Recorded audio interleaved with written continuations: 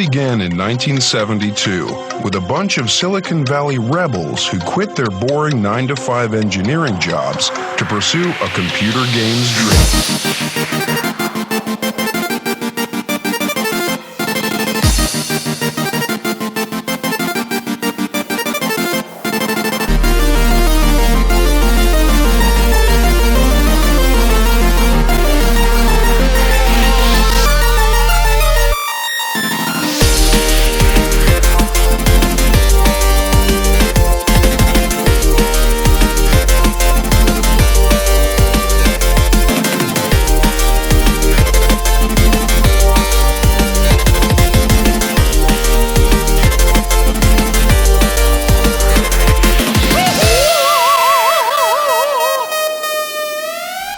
Magnavox! A vállalatot 1917-ben alapították, és az elektronikai iparban folyamatosan kiveszi a részét, de kevesen tudják, hogy 1972 és 1977 között a legmeghatározóbb szereplője volt a videójátékiparnak.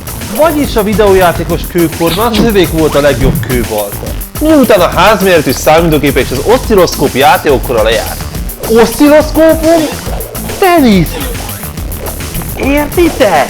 Hirtelen egy egészen egyedülálló és gyönyörű, mert akárki, akármit mond, a famintázat mindennél szebb. Szerkezet került ki Ralph Baer keze alól, ami lényegében egy hang és pontok megjegyzése nélkül működő Palm Console volt 6 beépített játékkal, de ami tényleg döbbenetessé teszi, hogy ez készült el az első fénypisztoly 1968-ban. És ezek nem mindenféle gagyi pisztolyok voltak, hanem igazi vadászpuskák, amiket minden tüzelés előtt tölteni kellett. 1972-ben jelent meg az első valódi házi videójáték konzol, a Magnavox Odyssey az előbb említett barna doboz alapján, a különben inkább futurisztikus és a grafikát képernyőre helyezhető fóliákkal helyettesítette, a játékhoz áramköröket záró kártyákat használta. A cég ezt követően döbbenetes mennyiségű Palm Console-t állított elő más küllemmel, de lényegében egyező tartalommal, aztán lemaradva az Atari előretöréséről, maguk is megszenvedve az 1977-es videójáték válságot, egy új, korszakalkotónak szánt konzola álltak elő, nem kevesebbet állítva, mint hogy egy gép áráért kapunk játékkonzolt és szuper számítógépet. Az ötlet amúgy dicséretes, mert a VIC-20 nem mással kampányolt évekkel ezelőtt, mint hogy ők számítógépet is adnak az árért cserébe, ellenben a kissé aljas összehasonlításra csak az Atari 2060 és az Intellivision konzolokat találták érdemesnek. Amit a kezemben tartok, nem más, mint a Magnavox utolsó próbálkozás, hogy a videójátékipart meghódítsák. De valahogy a komolyabb konzolok mellett nem sok szó jutott ennek a többre érdemes gépezetnek. Pedig nem volt teljesen veszett fejszennyele. Nagyon korán eljutottak arra a felismerésre, hogy külön RAM helyes a CPU-nak és az audiovizuális elemeknek, több sprite és alapzat megjelenítésére volt képes, mint az Atari 2600, ezek közül 61 beépített ROM-BIOS-ban szerepel, viszont csak 8 szín egyidejű megjelenítésére volt képes a 16-ból. Amiben a gép mindenféleképpen eltér korabeli társaitól, hogy beépített billentyűzettel rendelkezik. Viszont a legtöbb játék esetében csak a játékmód kiválasztásában volt szerepe. Ez olyan, mint egyes régi könyvek végén a jegyzett oldal.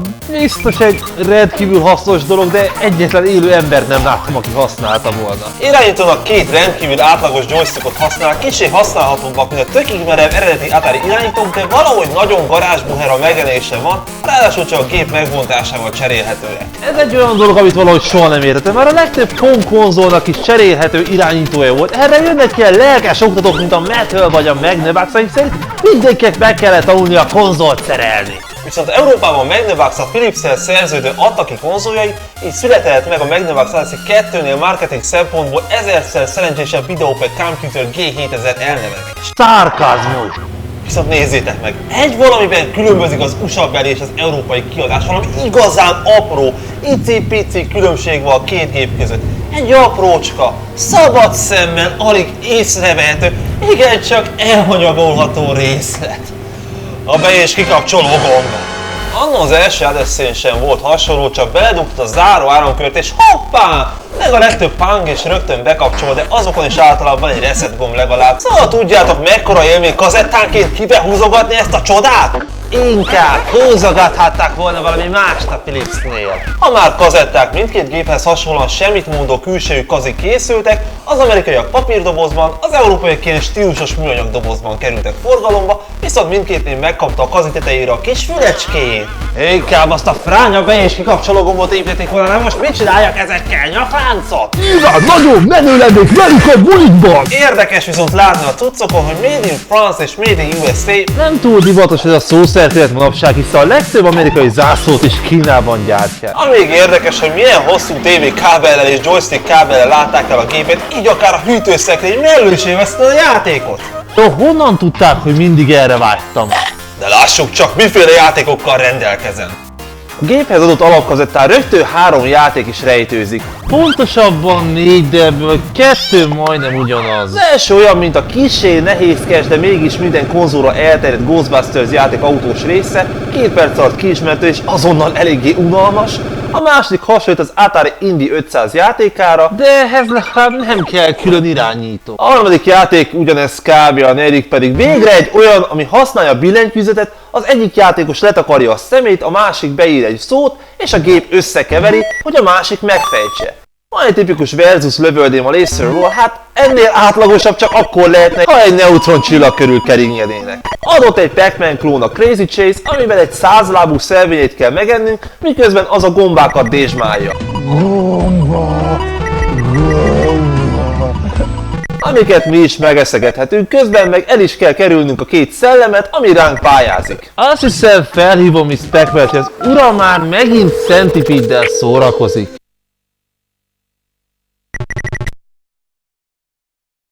Utoljára hagytam a Killer Beast játékot, mert ehhez dobozom is van, és nekem nagyon tetszik az egész kialakítása és a segédfüzet is. Ráadásul ez egy videópack plusz kazetta, egész szép körítő grafikát produkál, a G7400 konzolba helyezett. Bár az alapjáték egy az egyben ugyanaz maradt, szokatlan megoldás ez egy konzol fejlesztésének.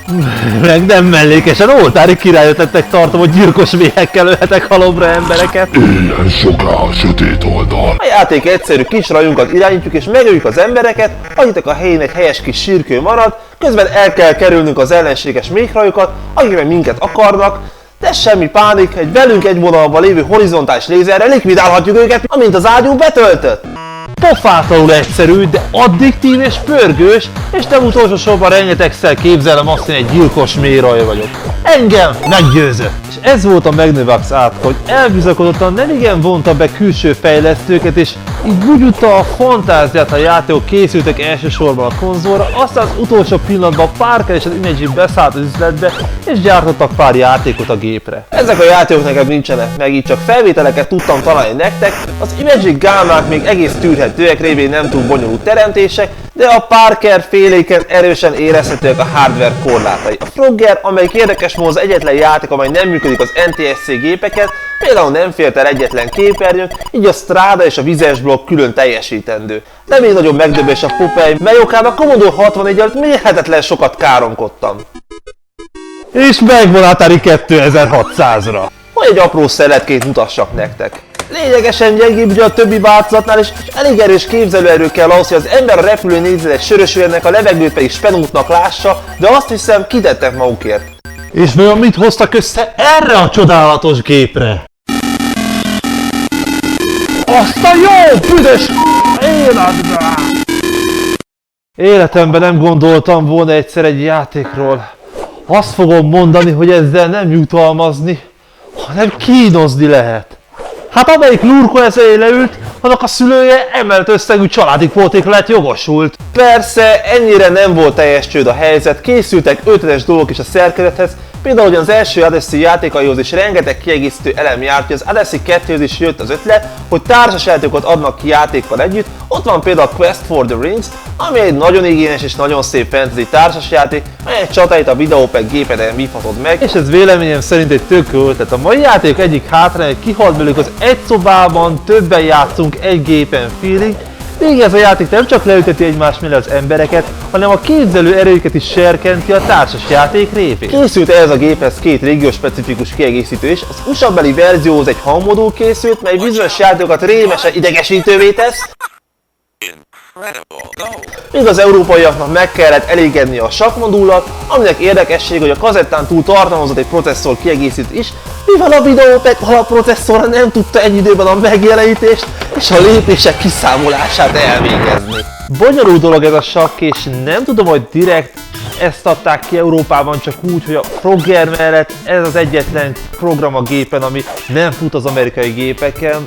Tehát ezzel burkoltan kimondták, hogy az amerikaiak hülyék a sakkhoz. Ezeken túl még két érdekes dologgal leptek meg minket. Az egyik egy a Campumatehez hasonló számítógépé alakító kiegészítő, ami lényegesen többet tud utóbbinál, emlékezte a Commodore 64-re az eredményt, és már egészen elfogadó játékokat tudtak rá írni, de ez, ha jól tudom, az én alapgépemmel pont nem működne.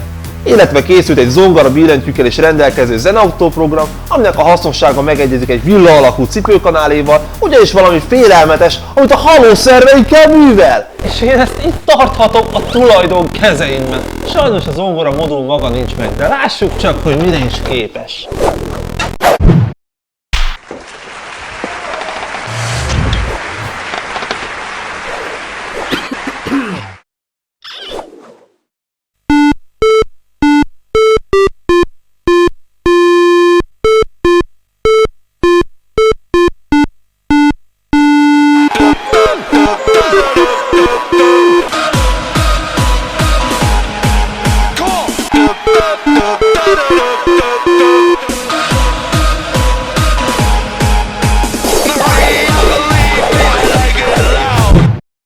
Által rengeteg kis Beethoven született, és garantált a megsüketülés. Az más kérdés, hogy ezen kor konzolai többnyire a processzor által állították elő a hangokat, és ezért a programozóknak miért kellett valószínűleg izzadnia ahhoz, hogy a hangok ezen ne hamisan szólaljanak meg? Ami például a Campumate esetében baromira nem sikerült. Az Odyssey 2-nek is készült több változata, a G7200 például beépített fekete-fehér monitorral bírt, vagy a már említett Philips Videopack G7400, amivel néhány játék jobban nézett ki, illetve ezzel működött együtt a számítógép modul, de ezek rettenetesen drágák, illetve ritkák voltak, úgyhogy a Magnavox ezt követően elhagyta a videójátékipart. Emlékét nem felejtjük. A konzol legnagyobb probléma, hogy a Magnavox, illetve a Philips annyira el volt elve magával, és csak ültek a babérekkel és várták a hirtelen megjelenéseket a ring mellett, miközben fent a ringje az Atari, a Coleco és a Metal konkrétan pucira verték egymás fejét. Úgyhogy mit is tölthetnék magamnak, mint az egyik kedvenc söröm alkoholmentes változatát. Mert tudom, hogy milyennek kellene lennie, és azt is, hogy mi hiányzik belőle. Legközelebb viszont következik egy alkalomhoz illő Atari játék, csak előtte még találnunk egy telefonfülkét, ahol átöltözhetek.